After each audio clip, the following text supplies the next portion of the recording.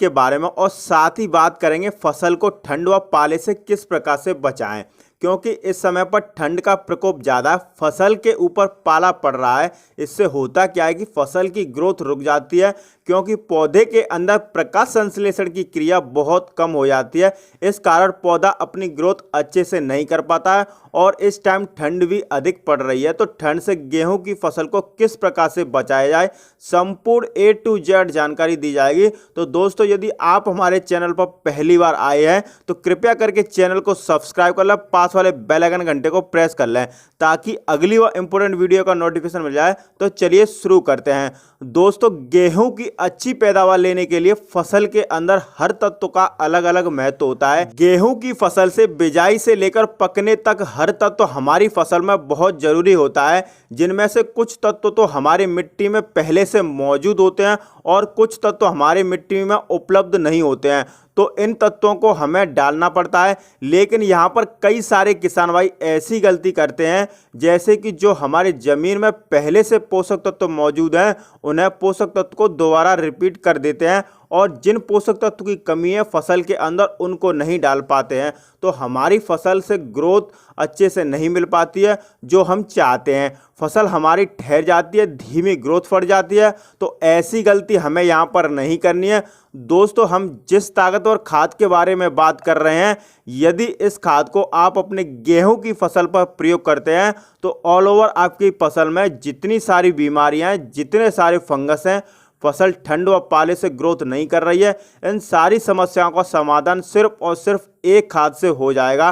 तो आपको इसको प्रयोग कर लेना है। वैसे देखा जाए दोस्तों तो किसान करता क्या है, सही समय पर सही खाद का प्रयोग नहीं कर पाते हैं। हमने पहले भी वीडियो में बताया कि यदि आपकी फसल 60 से 65 दिन की हो जाए तो उसमें नाइट्रोजन खाद का प्रयोग हमें बंद कर देना चाहिए। फसल हमारी गबोट अवस्था में आ चुकी है, इस टाइम हमें नाइट्रोजन नहीं डालना चाहिए।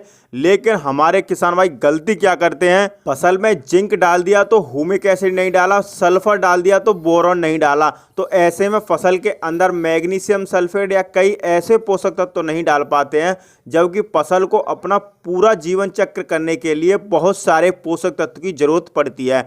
तो हमें समय समय पर इन सारे पोषक तत्वों को डालना चाहिए।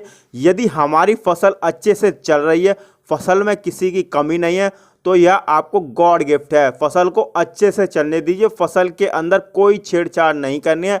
कई सारे किसान भाई तो इस टाइम तक आते आते बहुत सारे पोषक तत्व सारे खाद डाल चुके होते हैं, फिर भी फसल के अंदर ग्रोथ व कल्ले फुटाव अच्छे से नहीं मिल पाते हैं। फसल पीली पड़ रही है, ग्रोथ भी रुक रही है, अच्छे से नहीं रो रही है। तो ऐसा इसलिए होता है कि हमारे ज़मीन के अंदर बहुत सारे पोषक तत्व पड़े रहते हैं, उन्हें एक्टिव करने के लिए हमें इस टाइम पर कुछ अलग से फसल के ऊपर स्प्रे करना पड़ेगा। दोस्तों, फसल को ठंड और पाले से बचने के लिए हमें इस टाइम गंधक का प्रयोग करना पड़ेगा। फसल के अंदर गंधक के बहुत सारे फायदे होते हैं। फसल के अंदर पहला फायदा गंधक का यह होता है, ठंड व पाले से बचाता है, मिट्टी की पीएच वैल्यू को स्थिर करता है और हमारी ज़मीन के अंदर जितने पोषक तत्व पड़े हैं उन्हें दोबारा से एक्टिव कर देता है और वह फसल को मिलने स्टार्ट हो जाते हैं, जिससे हमारी फसल पटरी पर दोबारा से लौट आती है और अच्छे से ग्रोथ करने लगती है और फसल के अंदर जितने सारे हल्के फुल्के रोग होते हैं वह भी गंधक के प्रयोग से दूर हो जाते हैं, रोगों से लड़ने की क्षमता बढ़ जाती है। और दूसरा फायदा गंधक का यह होता है कि ठंड से फसल के अंदर ग्रोथ रुक गई हो या फसल के अंदर प्रकाश संश्लेषण की क्रिया को बढ़ा देता है, जिससे पौधे की ग्रोथ अच्छे से होने लगती है। तीसरा फायदा यह होता है, हमें गंधक के प्रयोग से फसल के अंदर पीलापन आ गया है वह धीरे धीरे खत्म हो जाएगा, फसल हमारी एकदम हरी भरी हो जाएगी। इसके अलावा एक और तगड़ा फायदा गंधक के प्रयोग से यह होता है कि गेहूं में समय से पहले बालियां निकल आती हैं, तो इस समय पर आप गंधक का प्रयोग करोगे तो आपकी जो बालियां हैं वह एक साथ समान आकार की बालियां निकलेंगी, फसल हमारे अपने सही समय पर पककर आएगी, जिसमें जो बालियों में दाना पड़ेगा वो मजबूत दानों का भरा होगा। गबोट अवस्था में बालियों में जो दूध की मात्रा बनती है वो काफ़ी अच्छी बनेगी और साथ ही बालियों में परागण की क्रिया बहुत ही तेजी से होती है, जिससे जो बालियों के अंदर अधिक से अधिक दाना बनता है। दोस्तों, सर्दियों के मौसम में धूप कम निकलती है, लेकिन इस समय पर अगर आप दूसरे खादों को छोड़कर आप इस समय गंधक का प्रयोग करते हैं तो क्लोरोफिल की मात्रा आपकी फसलों में बढ़ती है, जिससे पौधे में प्रोटीन, एंजाइम, विटामिन बहुत तेजी से बन पाते हैं। इसके अलावा यह इंसेक्टिसाइड का भी काम करती है। वैसे देखा जाए तो बहुत सारे फायदे हैं गेहूं की फसल में, और आपकी मिट्टी में कई सारे पोषक तत्व तो नाइट्रोजन, फास्फोरस, जिंक, बोरॉन, लोहा, आपकी जो मिट्टी में पोषक तत्व हैं वो तत्व सक्रिय होकर पौधे की जड़ों तक पहुंचाने का कार्य गंधक करता है। पौधे की जड़ को मजबूत करता है।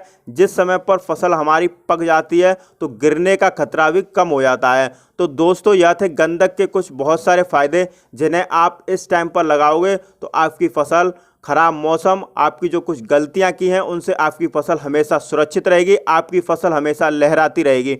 फसल से जो उत्पादन होगा वो अन्य किसान के मुकाबले बहुत ज़्यादा होगा। तो दोस्तों, आज के लिए बस इतना ही। जल्द ही मुलाकात हमारी अन्य वीडियो में होगी। वीडियो पसंद आई हो तो वीडियो को लाइक करें, चैनल पर पहली बार आए तो सब्सक्राइब करना ना भूलें। वीडियो देखने के लिए धन्यवाद। जय जवान, जय किसान।